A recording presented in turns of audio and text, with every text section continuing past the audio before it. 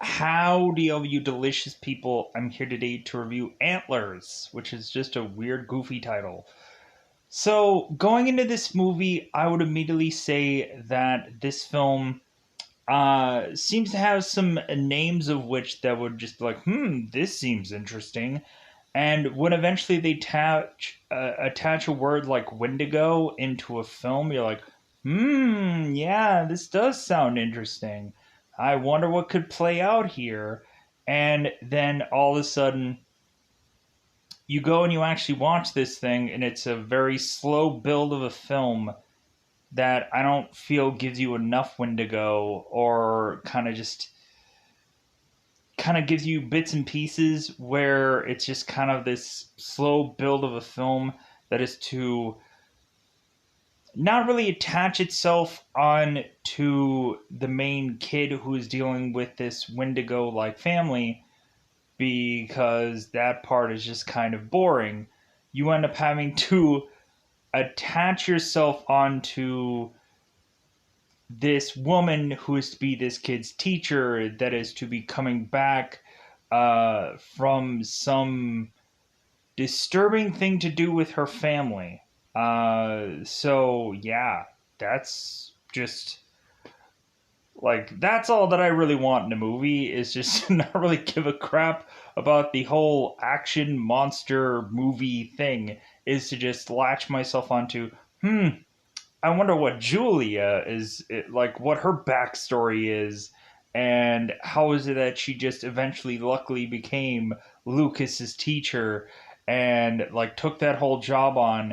And I want to like, we never really even get to know anything about any of these people, and so I don't know how they even built this story, but they figured out a way to just build this story with us kind of vaguely like, they would tell us things here and there about these certain characters, but I'm just like, man, this is like 90 some odd minutes of just us going, why should I have cared about this? Why should I have lashed myself off? Like, because I was expecting for this movie to get somewhere at some point, but it really just doesn't. And then eventually we get these eventual Wendigo parts, which are just kind of just buh. They're like buh. They're just, it's so like, it's a frustrating film to watch. Where, and plus you're just kind of hooked because you're like, Wendigo. Like, immediately I've heard Wendigo in like Marvel comic books. There's certain, but that's kind of course, the Wendigo of Marvel. Like, it's not going to be the one and the same kind of thing. Where I naturally assumed like Wendigos are kind of indestructible things that would mostly be latching themselves onto cold climates and stuff like that. But I guess this variation of it is whatever it has to be to eventually just put together this kind of film. So, with that said, I think that's all that I want to say about this movie in the very cryptic like sense. We'll go out of our way to go into spoilers. So yeah, this is like, I think a lot of people will probably say that this movie is disappointing, and I'm in that same kind of camp. Um, like, I don't know how I was to really feel about this film, because I'm like, what is it, like Sweet Tooth? Or are you eventually gonna have some character who's all of a sudden gonna have like reindeer antlers upon their head, and like, are they just kind of banking off the fact that maybe Sweet Tooth was a successful thing? So hey, let's put out a movie called Antlers. Why not?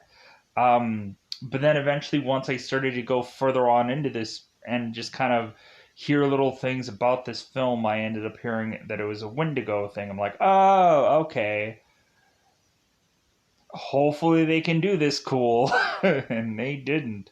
Like, it was kind of, this movie was really for somebody really to have like a big name and put this thing out there. This movie kind of comes off as like a cheap film, to have just been tossed out there to just be like, hey, let's see if this makes a buck. Uh, but yeah, so I would deem this movie to be honestly an awful film. People will go out of their way to probably see this movie regardless. So even if I say that it's a bad film and I say that it's a slow build of a film, there seems to be some visuals here that will probably still get people intrigued regardless of what I am to say here. There are some real dark and disturbing imageries, visuals that eventually Lucas is to otherwise provide us, because we have a very disturbed child in this movie. So yeah, so with that said, let's just go into spoilers. Let's crack out the double five time because it's about that time again to go into spoilers. Spoilers. It's about that time again to spoil this movie. So, the very early on of the film, we have really just this opening, and I'm trying to take some time here. Yeah, Kenny Glass. Yeah, there we go. Uh, we have this opening scene where we are to have Frank Weaver going and talking to his son Aiden, and so Aiden is to mention to Frank that he is hearing noises, and Frank is like, "Well, it must just be me and Kenny Glass. Like it must just be us working. So think nothing of it." So both Frank and Glass, supposedly this looked like a facility to me, but it seemed that eventually when these characters are to supposedly go further and further into this facility, it is supposed to be a mine. I'm like, okay, I don't quite 100% have seen a mine when I kind of see the outskirts of this thing, but I guess it's a mine. So eventually we are to seemingly have these characters like portray off that they're doing some kind of normal job to all of a sudden instead find out that they are of course drug dealers putting together some kind of meth, and because evidently they're talking about like, hey, the next batch and stuff like that, so it's immediately that's drug lingo. And so all of a sudden these characters are of course to hear a noise. They bust out some guns thinking that there might be somebody approaching on their drug territory, to eventually just be seemingly murdered and killed by this antlerish like monster that we are not quite sure exactly what it is. Wendigo. It can't be anything but a Wendigo. But so we now transition to, of course, Julia, who is to be teaching this class. All of a sudden, we have Lucas, who seems to be an outcast here, where it seems that there are kids that are weirdly doing goofy things, like seemingly pretending like they're humping something, or weirdly doing crap that just looks weird.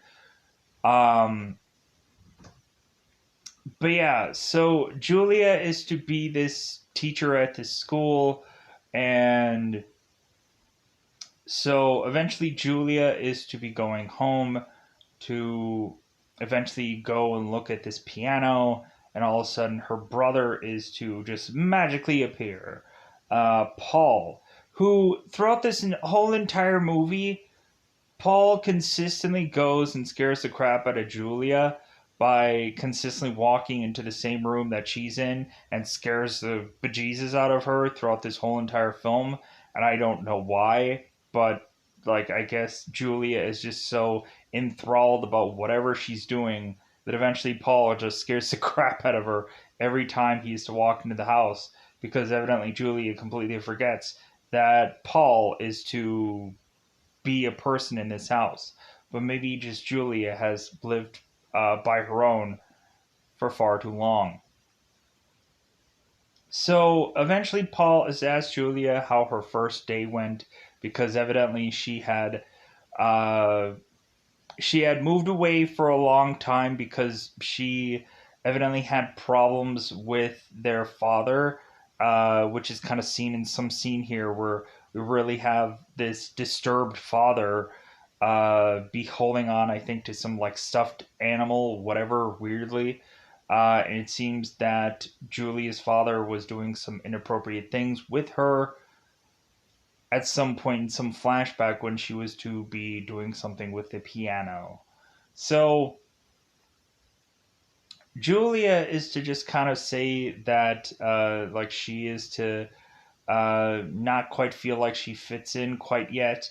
And Paul is just like, well, it's your first day. Like eventually you'll get used to it, because evidently she used to be in California. She used to teach in California.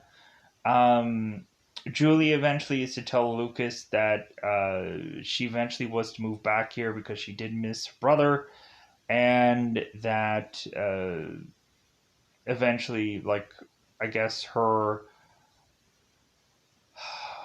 uh,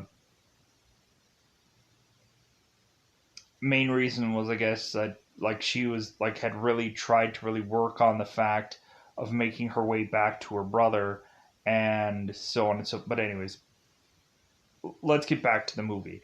So Julia is to eventually go and talk to Paul, and so eventually Paul is to go and rest, because evidently he's the sheriff. Who knows what kind of his hours really are.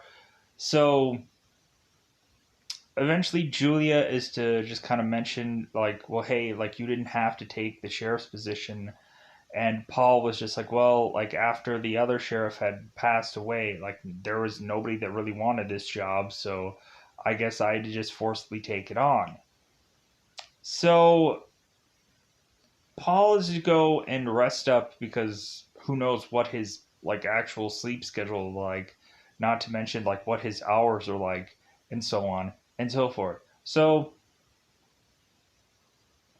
Julia is to take a special interest to this kid named Lucas, and so eventually she is to uh, also see that this kid is kind of an outcast compared to everyone else.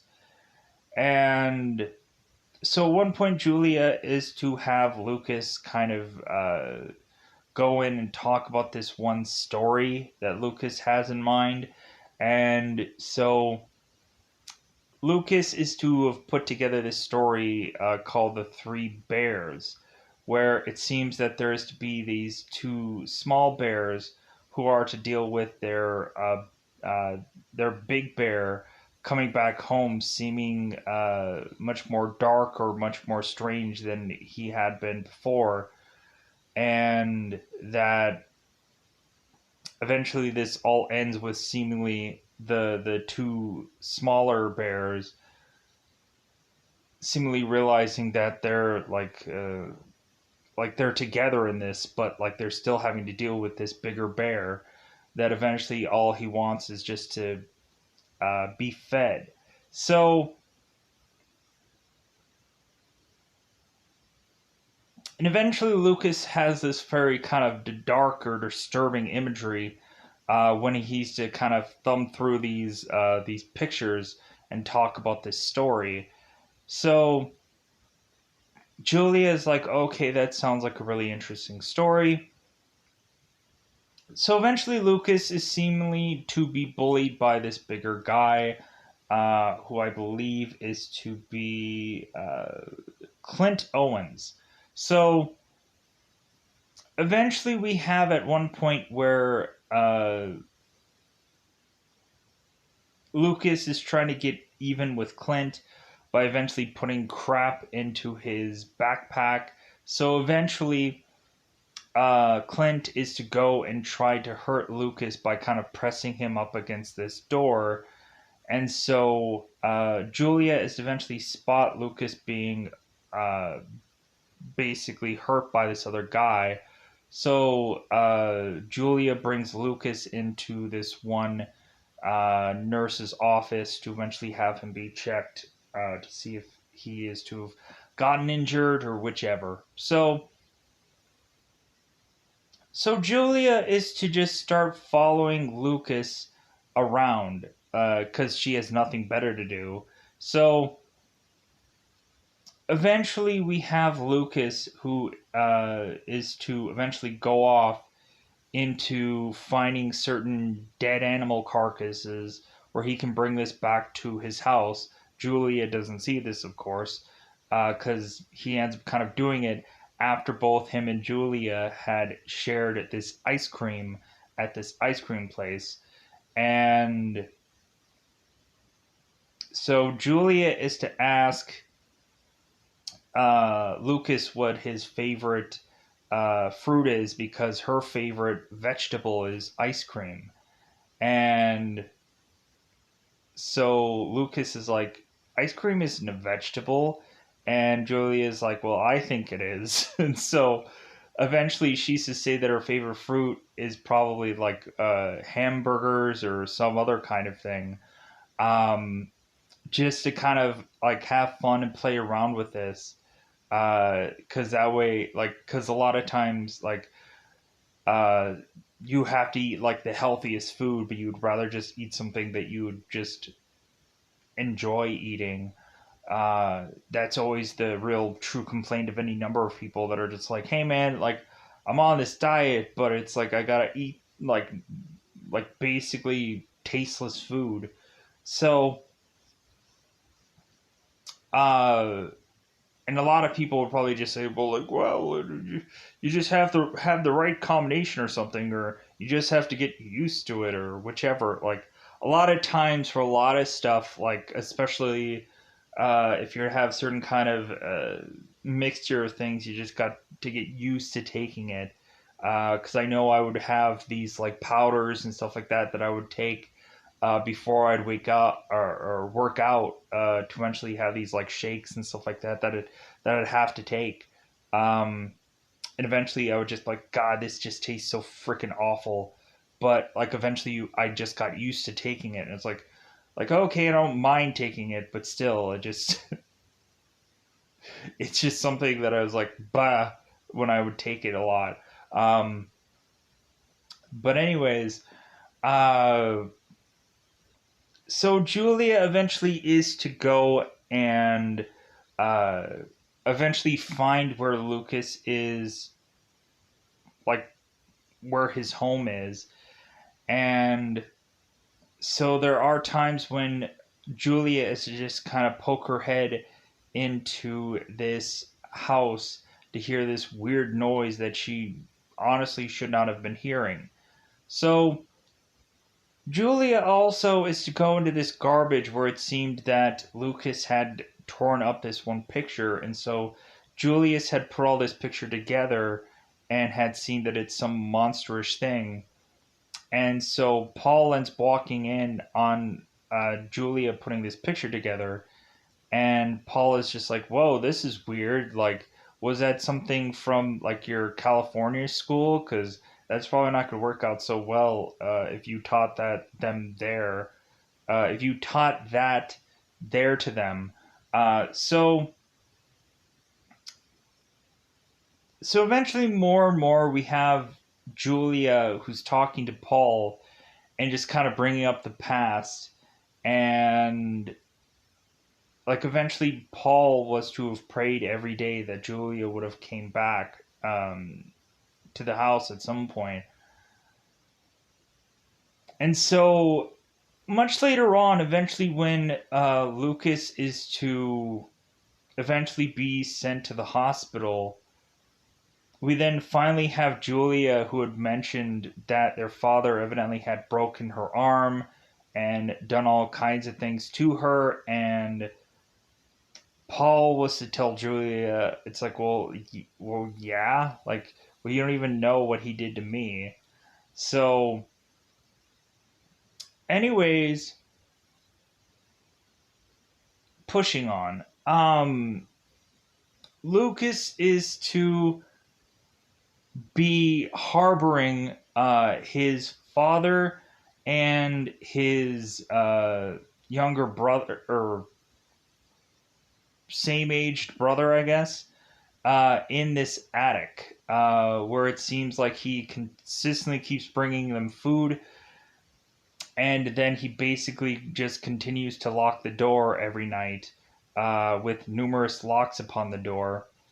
Uh, and so there are certain times when eventually Aiden is to bang on the door, desperately pleading for food, and Lucas goes and puts his headphones on to no longer listen to them. So, because eventually what ended up happening was Frank was to have gone home, and it seemed that he was starting to get this, whatever this infection was.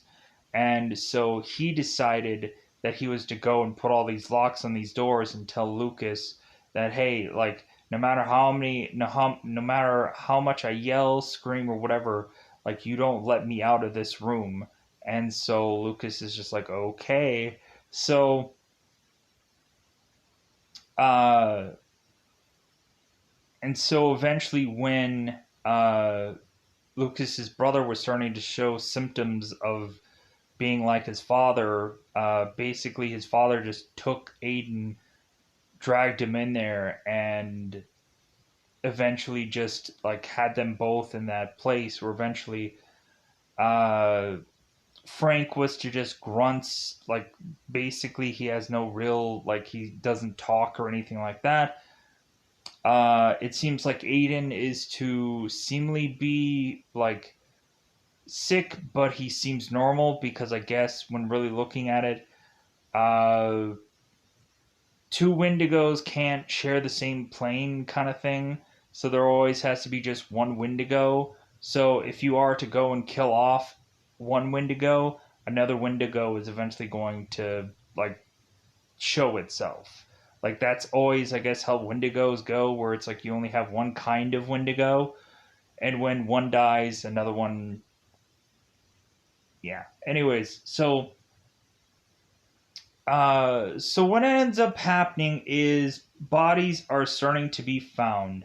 So the very first body that is to be found is to, of course, be Kenny's, and this body is to be completely and utterly torn apart. To where eventually, when they find this body, because it had been buried or half buried in some forest somewhere, eventually Paul is to eventually go and talk to uh,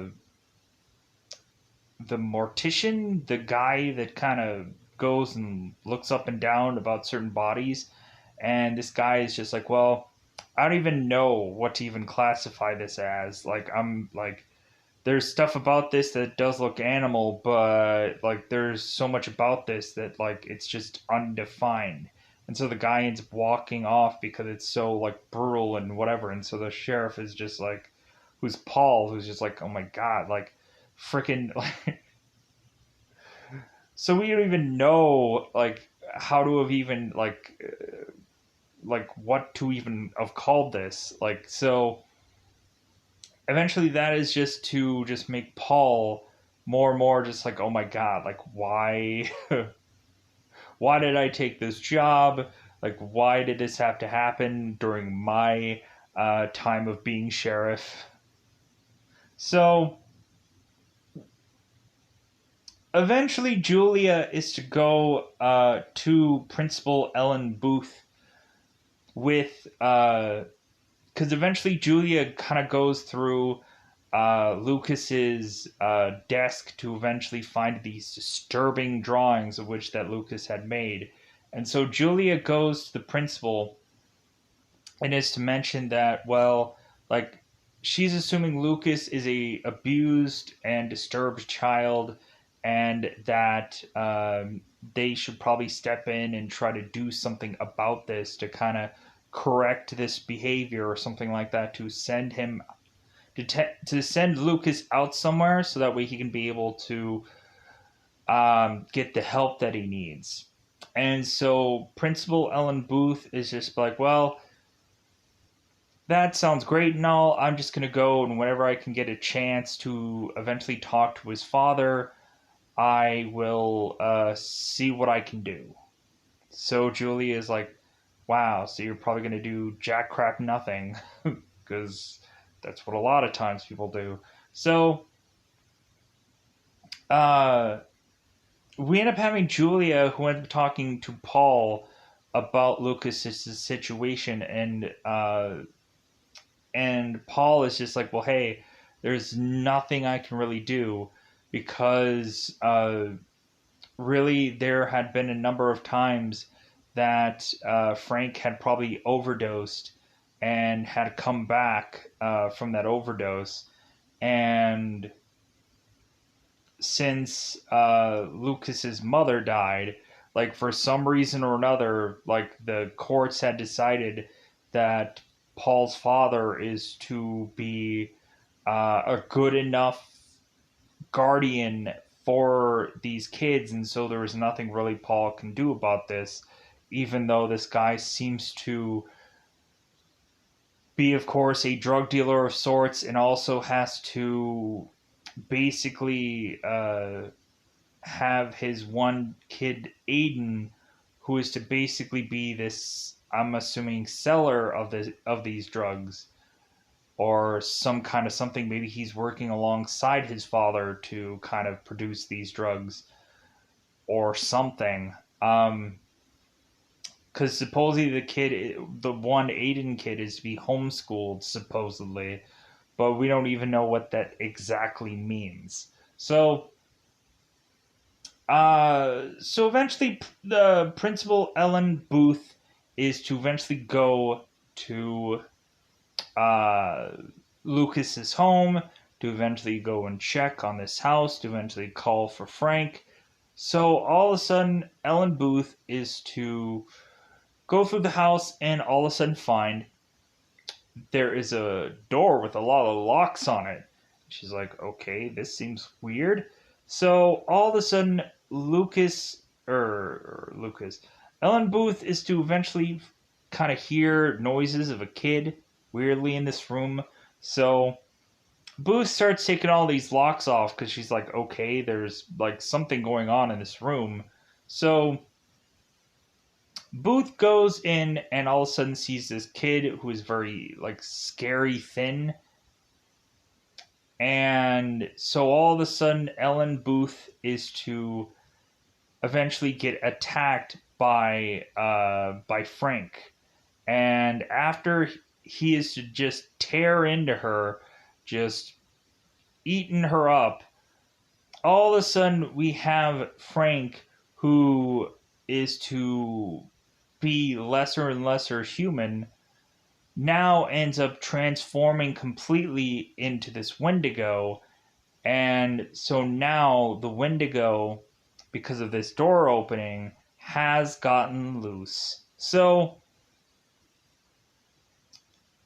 now we end up having Lucas, who is to make his way home, to eventually again run into his Billy Clint Owens. And so all of a sudden, Lucas is to start to hear some animal off to some side of sorts, and we end up finding out that Clint is to eventually go and get attacked by this Wendigo and brutally killed, and Lucas is to try to make his way back home. So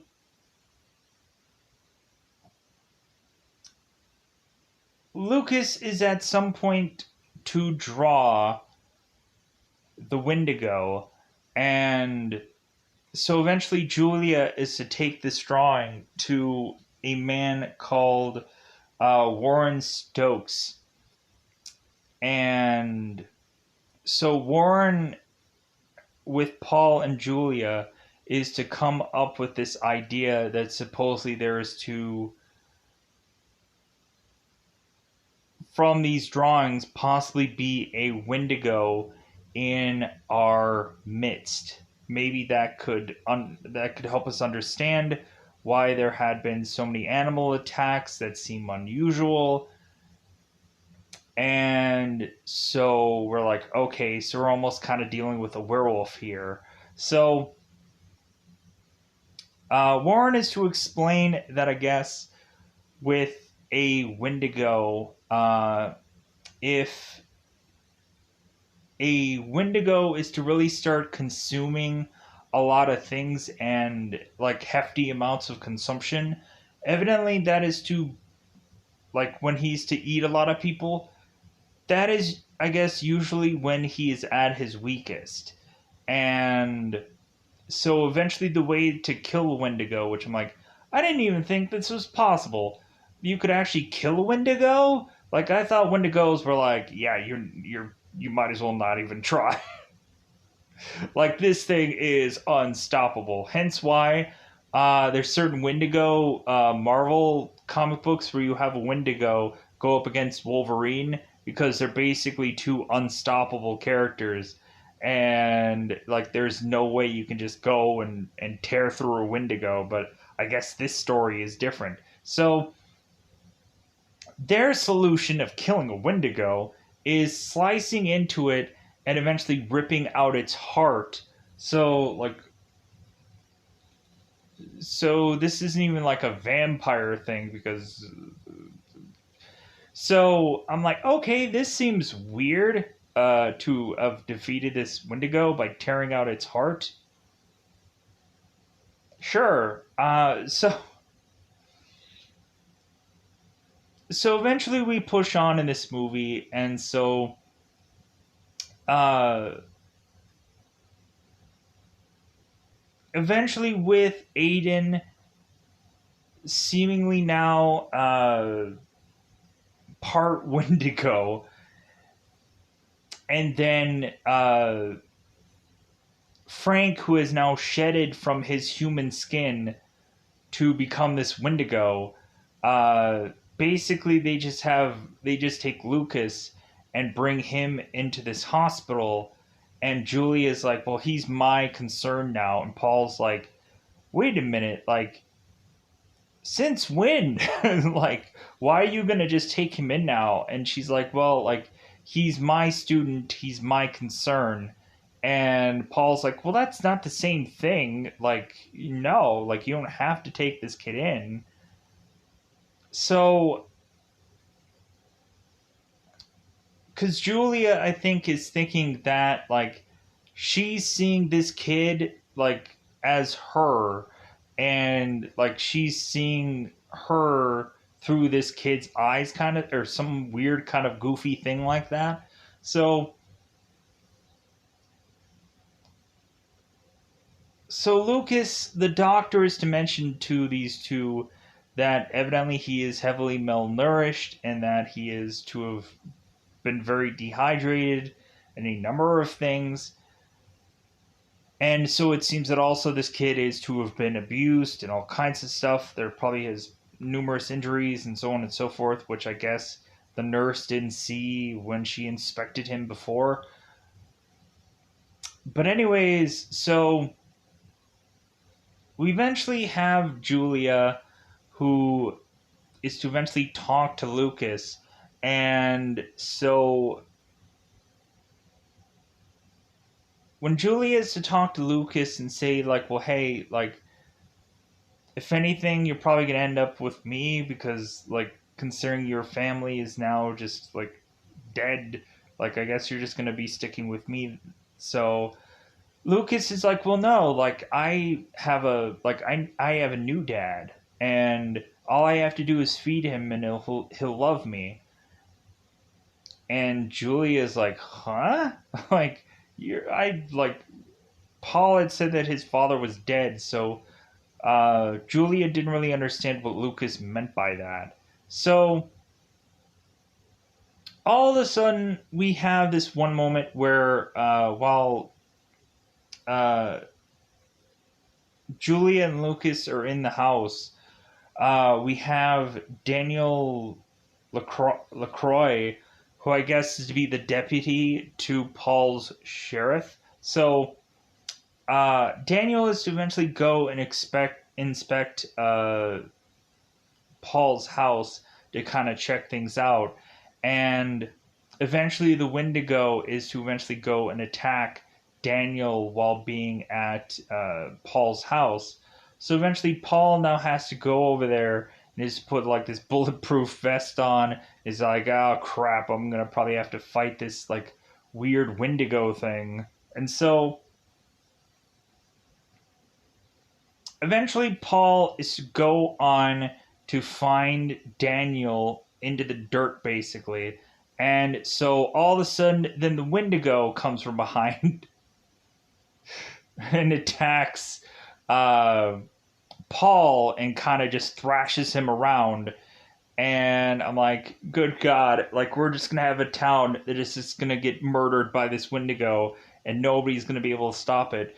But then I'm like, but wait, there's always the final girl scenario in every single horror movie. So what am I thinking, right? So what ends up happening is I think we end up making it back to that mine, and so eventually Lucas, I think, is to eventually make his way to where both Aiden and uh, and the Wendigo are. So Julia has, I think, at some point, some kind of like flares or something like that, but there isn't much of a plan here. There isn't much of a. It's just like, well, hey, like, hopefully I don't get killed by this thing. Really, is just the plan. So eventually so Julia is to kind of approach as this thing is to be going ahead and making a meal out of something. So eventually Julia is to try and put some flares into this thing to just kind of scare it off, or to just kind of figure out a strategy of sorts. So all of a sudden what ends up happening is Lucas is to eventually go and stab this Wendigo and kind of put it off guard. And like if we don't not only have that, we end up having Julia who's trying to eventually attack this thing also to try and take it down. And so when Lucas comes from behind and stabs this Wendigo, the Wendigo falls over. And so Julia goes and tries to toss this Wendigo over and take out its heart and rip it out. And of course kills this Wendigo, but here's the problem. All of a sudden Aiden, since this Wendigo is now dead, is Aiden is starting to turn into this Wendigo, because now that the one Wendigo is dead, there is to be another. So now Julia is to hug onto Aiden and tell him that he's sorry because she has to do this. So Lucas is just kind of, I think he ends up like looking away as Julia does this. Because like Julia tells him to do that. So Julia goes and kills Aiden, and so now we are to seemingly being done away with all these Wendigos, and we ended up having Paul after he was to get thrashed around. Julia was to go and find him, and he seems to still be technically alive, and so Julia grabs Paul uh, to take him with her to where she is going, which is this mine, to go after this Wendigo. I think at one point Julia also was to eventually find the principal's body in the car that Lucas kind of threw a tarp pit over. And so they're like, okay, I guess we found everything. So, and eventually the deputy was to also go and find Clint's body. And so eventually that body was to be like torn up and whatever. So, but like all of this is now seemingly resolved. So now we just end up having a moment where Lucas is just at this seemingly beach or something like that, and so eventually Paul and Julia are just kind of talking, and so eventually all of a sudden Paul is starting to cough, and then we start to see call that Paul is seemingly either bleeding from his eye or he's like coughing out blood. Like when we look at his hands has blood on it, and like, okay, so he must be becoming the Wendigo next. So we end up having a we end up having Paul mention, like, before we kind of trail off here, that Paul was to say that it must have been really hard having to kill something that you love, to where eventually we're assuming that Paul is eventually going to become this Wendigo, and Julia is probably going to have difficulties dealing with that. But the movie just ends with us eventually thinking that Paul is eventually going to become a Wendigo. So, with that said, I think that's all that I wanted to say about this film. As I've with my words, um, trying to get this out as best as I could. Uh, but this movie was also just such a slow piece of shit. No, it wasn't like something that was unwatchable. It was just this slow build of a thing that was just like, I wanted more Wendigo. Like, I wanted more stuff about the Wendigo. I wanted us to uh, be more interested with this character and not have it just be a thing that pops in from time to time or barely at all. Um, like, I wanted it to be worth the 90 minutes, and it wasn't. They spent too much time on things that I didn't give a about, and I think that's the only downfall of this movie is they spent too much time on like disturbing drawings that the kid was to put together, and to prove that, like, yeah, this kid is really just crazy. This kid is really just disturbed. Like, we gotta figure out how to wrangle this kid in because he's weird. Like, I think that was too much of the focus. Plus, also, there was just anywhere where we were to get so close to the actual Wendigo thing with like Lucas and his story. I'm just like, man, this is just not. Give me back the Julia parts so I can have at least something to just get something out of this film. Um, but yeah. So, with that said, I am going to get out of here. I'm going to Wendigo. So, bye, everybody. Bye, everybody.